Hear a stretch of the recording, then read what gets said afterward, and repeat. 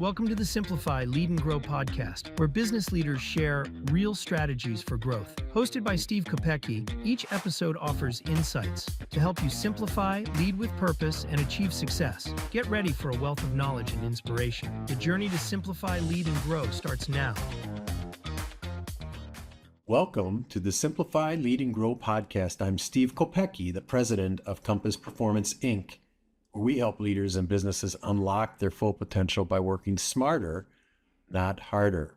Today, I'm excited to introduce Chad Ritterbusch, owner of TRG Marketing, based in Brookfield, Wisconsin. TRG Marketing is known for delivering marketing you'll love from people you trust, bringing real business value to small and mid-sized companies across Wisconsin and beyond. In this episode, we're going to explore how TRG maintains its high standards of quality and continues to innovate in the marketing space. Welcome, Chad. Thank you, Steve. Appreciate the chance to be with you and appreciate all that you do for small businesses and companies even larger. Absolutely. The pleasure's mine. I know that the listeners are going to be able to hear about your background and experience, and I'm really looking forward to this. Can you start by sharing a bit about your career history and your journey at TRG Marketing? Sure. I've been in the marketing business for more than 30 years now. First decade or so was working for other people, including Publicis, which is one of the world's largest advertising and marketing organizations with tens of thousands of employees worldwide, and then started TRG Marketing 20 years ago in 2004. And my heart has always been with small to medium-sized companies. You know, when I was in business school down in Chicago, I remember I did 200 case studies, Steve, and only 3 were about small to medium-sized companies. And there's so much we can learn from the biggest companies. They do amazing things. But my heart has always been with those smaller companies, and I've been spending 20 years now and have many years to go still, looking at how we take the principles and the learnings of the biggest companies and move them down to entrepreneurial organizations and really put them to practical use. So we started TRG Marketing 20 years ago, and our niche really is to provide an affordable blend of marketing strategy and tactical implementation of things like websites and digital advertising and social media and customer communication to small to medium-sized companies, mainly here in Southeast Wisconsin, but we've got plenty of clients elsewhere in Wisconsin and throughout the Midwest. Excellent. Yeah, tell me a little bit about a company that's just starting out, because that sounds like one of the areas that you focus on.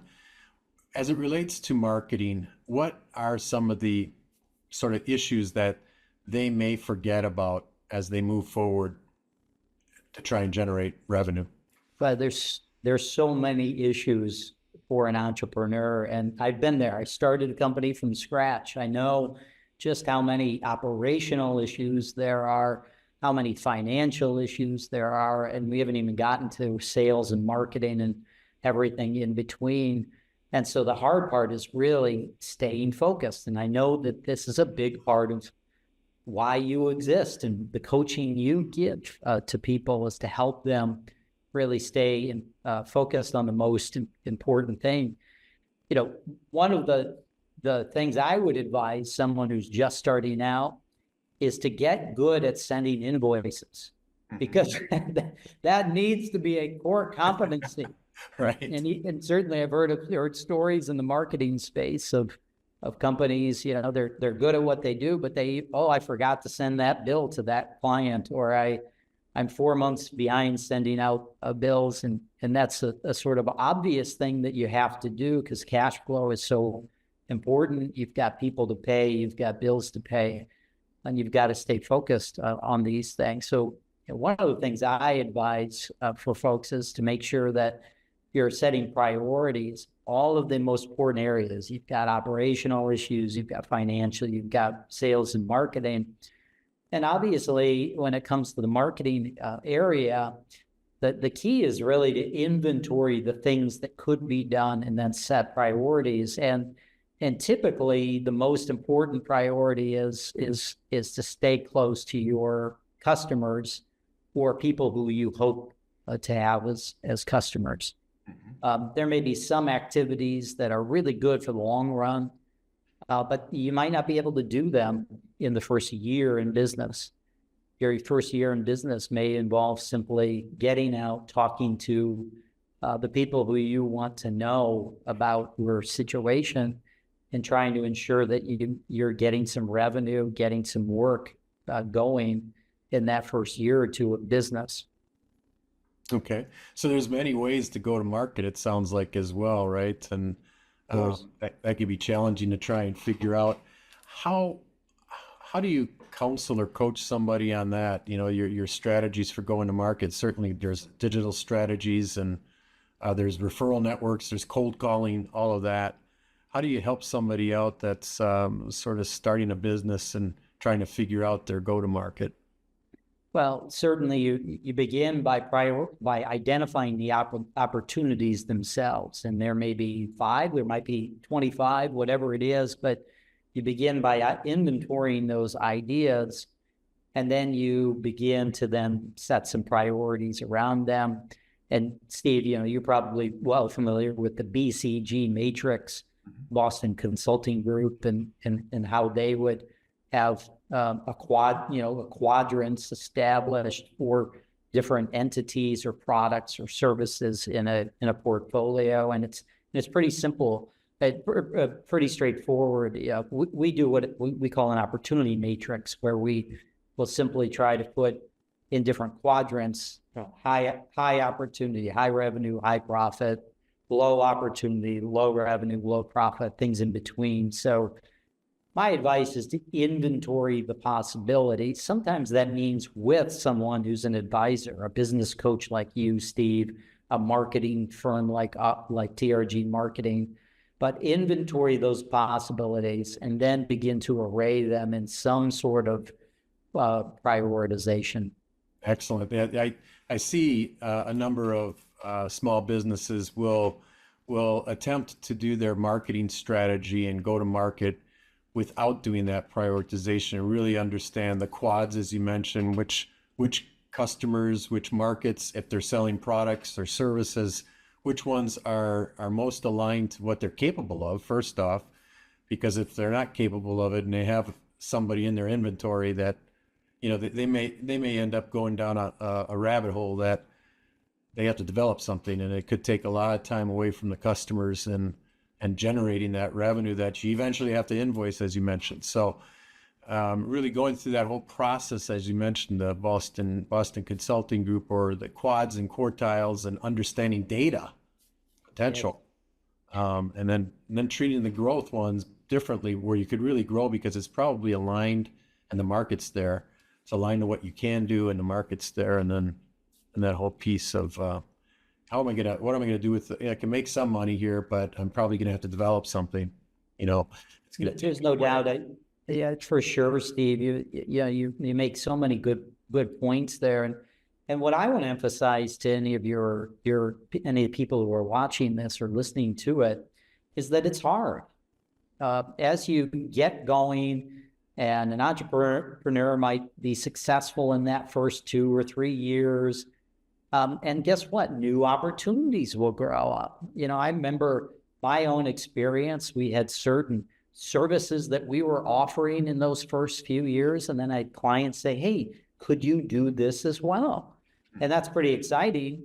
And in some cases, that presented real long-term business opportunity. For instance, I think about 20 years ago, we did relatively nothing in the digital space, and now websites, e-commerce, digital advertising, these things are all the most important service and most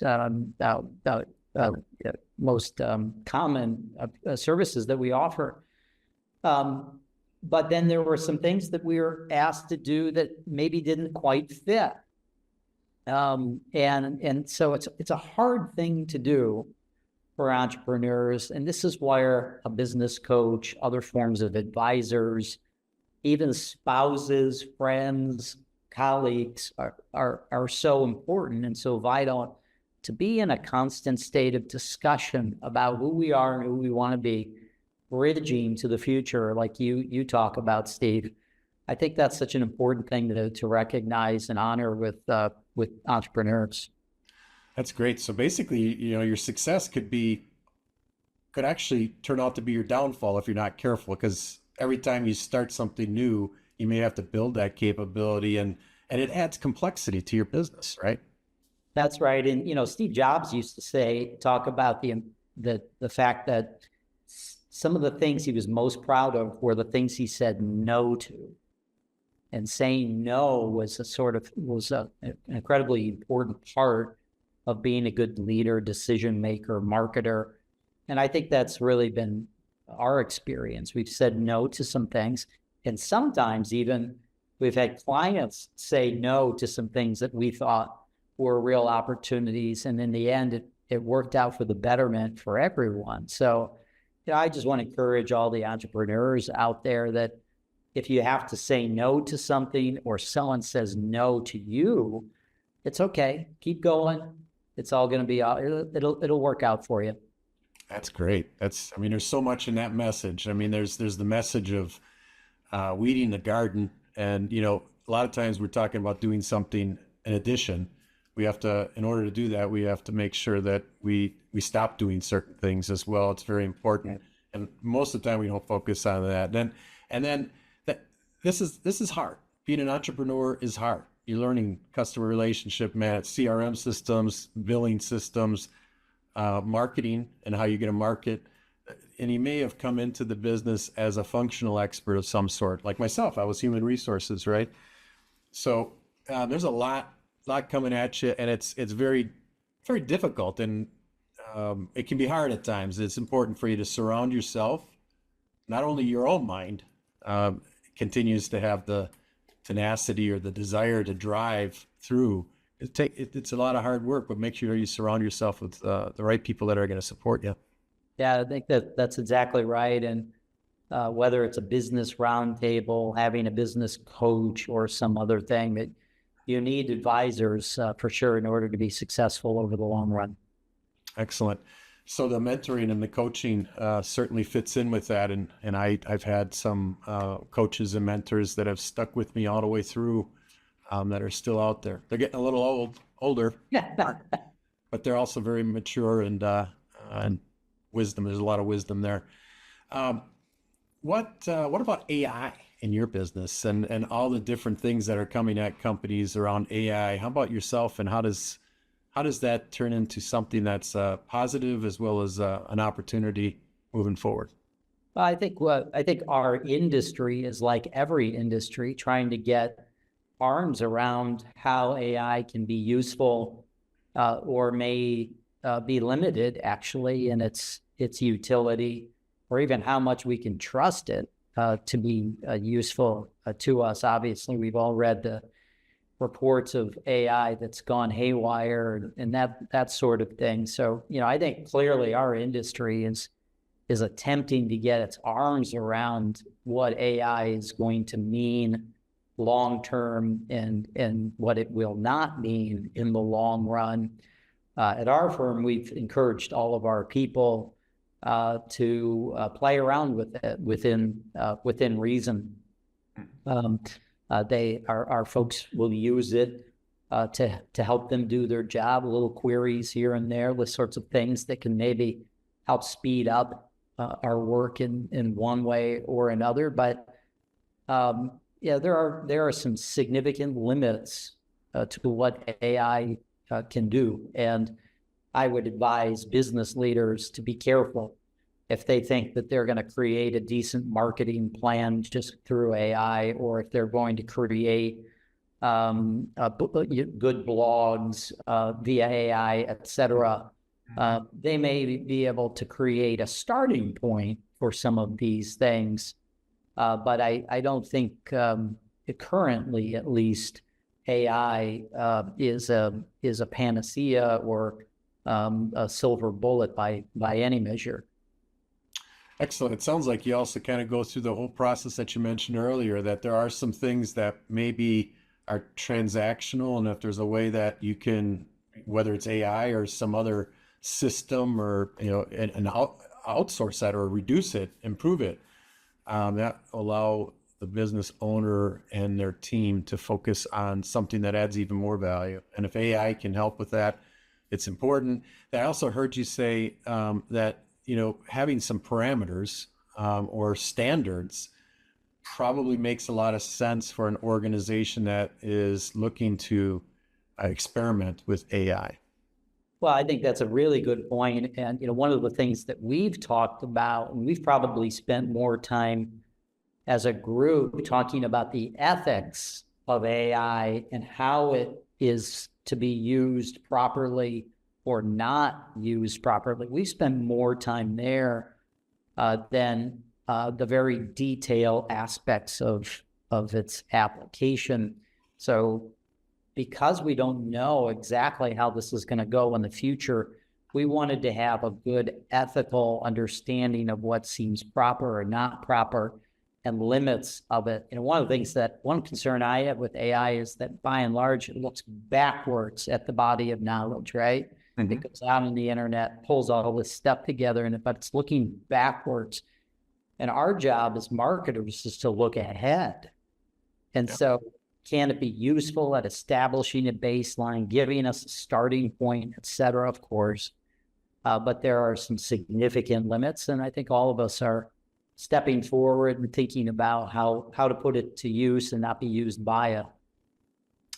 Great. So maybe, again, it comes to that point where if the information can be used in a way that allows us to be more strategic, so it takes care of some of the information that's out there already, and it just kind of consolidates it and it allows us to be more effective, then we have more time possibly to focus on the future and do the research that we need to do in our business to figure out what the next trend is or the next opportunity for whatever it is of value that we provide to the marketplace. You bet. Excellent. What can you share with us about future plans for your business? Oh, thanks so much for asking. This is our 20th, we just celebrated our 20th anniversary. So very exciting time for us. And it certainly led me to do a lot of thinking about where we want to go. One of the big things that has happened here in the last couple of years is getting into e-commerce. So for so many years, really where we have focused is helping small to medium-sized companies, largely in the B2B space, do things like create a simple, straightforward website, have a respectable, consistent social media presence, do digital advertising on platforms like LinkedIn or Google, have consistent and effective customer communications, all of those kinds of things, and bring them together in an effective and cost-effective sort of way. But in the last couple of years, we've added an e-commerce component. So we're building substantial e-commerce websites for entities in both the B2B space and B2C space. And so what we are doing as an organization is just trying to get the word out that we do this work. We're good at this work and trying to expand our company. We've really grown over the years, Steve, just by referrals, simply clients who refer us to other potential clients, friends in the marketplace who refer us to others. We do try to be that trusted advisor that you spoke of earlier. Mm-hmm. But at some point, you also have to become more and more effective at going to the market, and you have to try some new things. And we're in the process of doing some new things as well, and we're real excited about that. That's great. It sounds really, really powerful, and something that would be very valuable to a small business. That as they're building out their business and trying to integrate so they can reduce transactions as much as possible to the customer. Right. So, what sort of advice would you have for or give to aspiring entrepreneurs? I know that several I don't know, years ago, it was George Bush that said, this job's really, really hard and you have to work weekends. Um, what else would you, what else would you say to entrepreneurs that are aspiring to start out? Well, I think you need to know thyself. I think that's a really important thing to try to understand. What is it that you really want to accomplish? Do you want to create a high growth business, or is this more of a lifestyle business that's going to permit you to make a good living, but still be home and to coach soccer or be home with your family or what have you? Are you in this because you feel like you have the cure for cancer and you want to do this because of what it may be able, how it may be able to benefit the world? Or maybe you're doing it simply because you have a really good customer who asked you to do it, and why not? We'll give it a shot. You really have to understand your motives. You really have to understand your situation. I know one of the things that's affected my journey over the years, when I started the business, I'm married with 2 small children. I now have 7 children, and we have managed the business and grown the business. But we've been careful as well, because I actually wanted to know my children and wanted them to know me. And so we've grown the business in a way that permitted me and my family to be the family that we wanted to be, and to also provide a positive lifestyle for our employees. When it comes to the evening and the weekend, I want them to be with their families, and whenever possible, to the greatest extent possible. So you really have to understand your motives.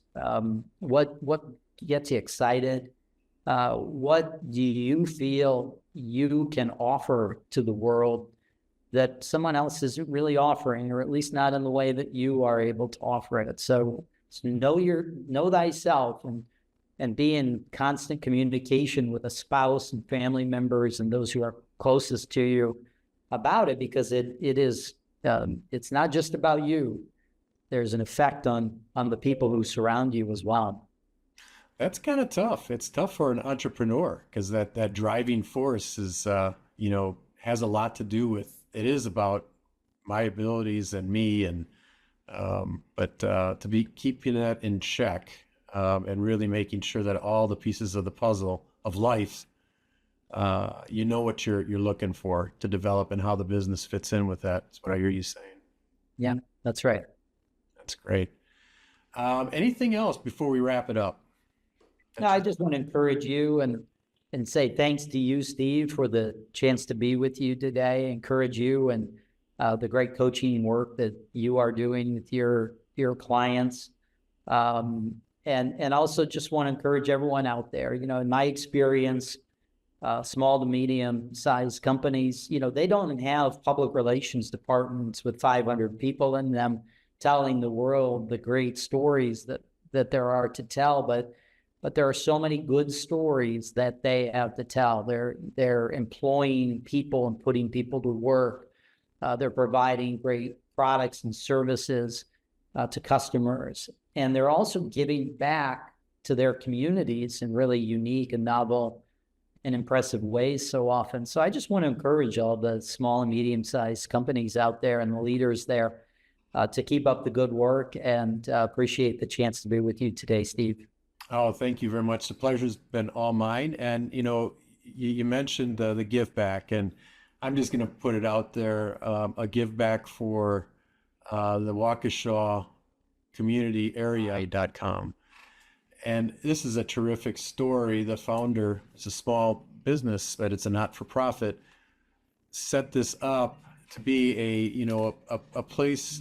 She set this up when she was during COVID. She was a real estate agent, the founder, a terrific not-for-profit called Friends with Food.